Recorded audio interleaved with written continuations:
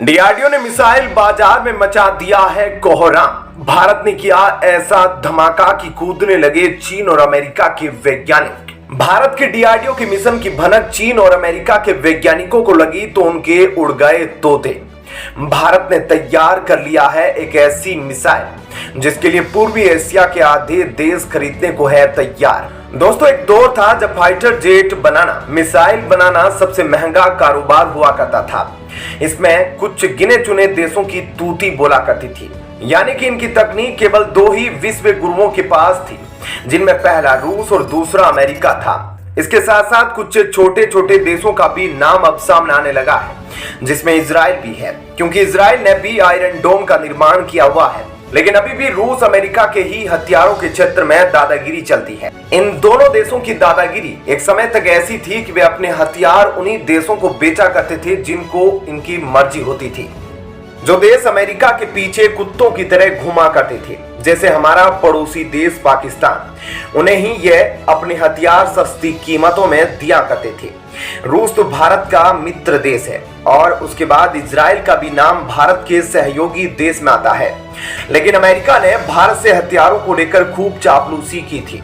America की चापलूसी और दोहरी नीति के चलते ही भारत को जबरदस्त फायदा हुआ, क्योंकि अमेरिका का दुश्मन देश रूस न केवल भारत से टेक्नोलॉजी शेयर करता है, बल्कि दोनों देशों के वैज्ञानिकों ने मिलकर कई घातक हथियारों का निर्माण भी किया। आज भारत के वैज्ञानिक इतने एक्सपर्ट हो गए हैं कि जिन हथियारों को बैन के चलते रॉ मटेरियल ना मिल पाने के कारण रूस निर्माण नहीं कर पा रहा है, उसकी 100% ओनरशिप भारत के हाथों में देने को तैयार है। आज भी हथियारों के निर्माण में कुछ गिने चुने देशों का दबदबा है, क्योंकि टेक्नोलॉजी अभी भी बहुत महंगी है। लेकिन अब हथियारों की मार्केट में कूदा है जुगाड़ का एक्सपर्ट भारत। अब भारत अपनी स्वदेशी तकनीक का उपयोग करके और साथ ही रूस को मिलाकर एक बहुत बड़ा कारनामा कर रहा है। दोस्तों, इन दोनों देशों को इस प्रोजेक्ट पर काम करते हुए 1-2 साल नहीं बल्कि पूरा 1 दशक हो चुका है। पहली बार 2004 में इस प्रोजेक्ट का नाम सामने आया, 2012 में यह बनकर तैयार हुआ और 2019 में यह बिल्कुल ऑपरेशनल हो चुका है। दोस्तों, यह और कोई नहीं बल्कि ब्रह्मोस मिसाइल है। तो वहीं भारत अब अपनी जुगाड़ तकनीक का उपयोग करके इंटरनेशनल हथियारों के मार्केट में धाक जमा चुका है। भारत अब दुनिया में एक बड़े हथियार मैन्युफैक्चरर के रूप में जाना जाने लगा है, जिसके चलते दक्षिणी पूर्वी एशिया खरीदार बनकर भारत के आगे लाइन लगाकर खड़े हैं। तो दोस्तों, दक्षिणी पूर्वी एशिया के वो कौन से देश है और भारत की वह कौन सी मिसाइल है जिसे खरीदना चाहते हैं? दोस्तों, आपको बता दें कि भारत की यह है ब्रह्मोस मिसाइल। यह भारत से ब्रह्मोस ही नहीं बल्कि ब्रह्मोस के एडवांस वर्जन ब्रह्मोस एनजी को खरीदना चाहते हैं। दरअसल भारत और रूस बहुत ही चालाकी से ब्रह्मोस एनजी की प्राइस में कटिंग करके इसे बहुत सस्ती बना दिए हैं, लेकिन इसके लीथल होने में कोई कसर नहीं छोड़ी है। तो आखिरकार भारत और रसिया ने ब्रह्मोस एनर्जी में ऐसा क्या कुछ कर दिया है कि दुनिया के कई देश इस मिसाइल के फैन बन चुके हैं।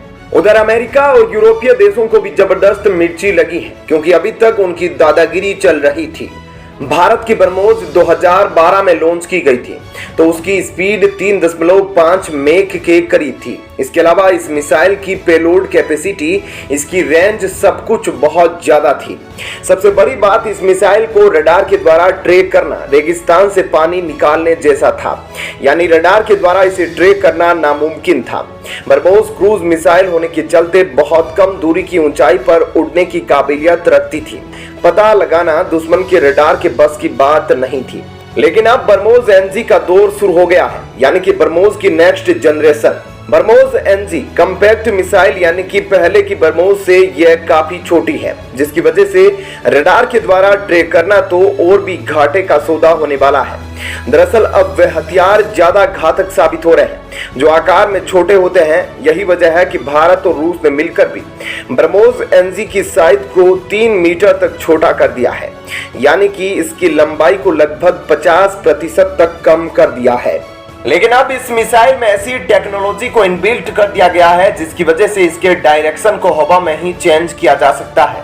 इसके अलावा इसकी रेंज को भी बढ़ा दिया गया है, यानी कि एक और लंबी दूरी तक जाकर दुश्मन का सफाया कर सकेगी। यही वजह है कि चीन के जितने भी दुश्मन देश सभी ब्रह्मोस मिसाइल को खरीदने के लिए लाइन लगाकर खड़े हुए हैं। मलेशिया, थाईलैंड, वियतनाम भी ब्रह्मोस की डील को फाइनल करने के लिए बातचीत करने को तैयार है।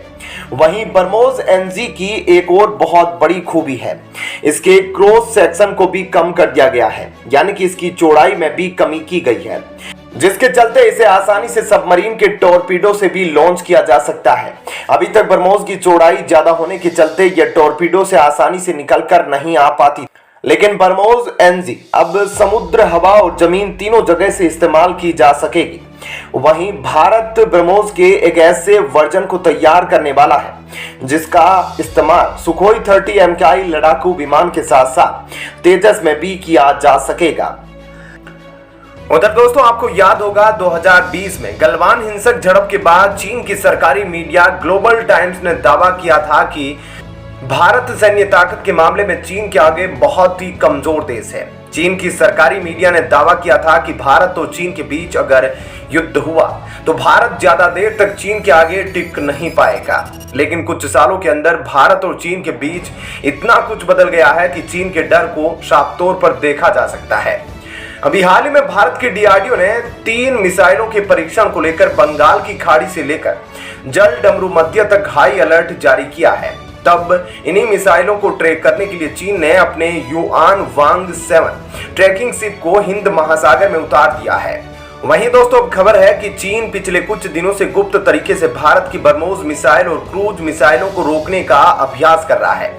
इस तरीके का अभ्यास पहले इजराइल ने किया था। इजराइल ने इस अभ्यास के दौरान अपने 3 ताकतवर मिसाइल डिफेंस सिस्टम को तैनात करके ब्रह्मोस मिसाइल की तर्ज पर काम करने वाली एक क्रूज मिसाइल को रोकने में सफलता अर्जित की है। लेकिन अब international institute of strategic studies की रिपोर्ट में इस बात का खुलासा किया गया है कि पिछले 4 युद्धाभ्यासों में चीन के मिसाइल डिफेंस सिस्टम क्रूज मिसाइलों को रोकने में नाकाम रहे। इस युद्धाभ्यास में चीन ने ऐसे 400 को तैनात किया था, यही नहीं, इस बात का खुलासा नहीं किया जा सका है। वहीं कहा जाता है कि चीन में ऐसे 400 के नाम पर ऐसे 300 मौजूद है। दरअसल मौजूदा वक्त में भारत लगातार अपने क्रूज मिसाइलों के जखीरे को बढ़ाता जा रहा है। अभी इन्हीं मिसाइलों को रोकने के लिए चीन मिसाइल डिफेंस सिस्टम का नाम खोज रहा है। आपको बता दें कि चीन के पास HQ-9 का एक मिसाइल डिफेंस सिस्टम है, जिसे लेकर चीन दावा करता था कि वह भारत के ब्रह्मोस मिसाइल को हवा में तबाह कर देगा। लेकिन अब चीन के HQ-9 मिसाइल डिफेंस सिस्टम की पोल खुल गई है। दरअसल चीन ने अपने इस HQ-9 मिसाइल डिफेंस सिस्टम की कई यूनिट पाकिस्तान को दे चुका है, और जब भारत की ब्रह्मोस मिसाइल गलती से मिसफायर होकर पाकिस्तान में जा गिरी थी तो यही HQ-9 भारत के ब्रह्मोस को ट्रैक नहीं कर सका था। क्या कहना है आपका इस खबर पर, जरूर बताएं। धन्यवाद। जय हिंद।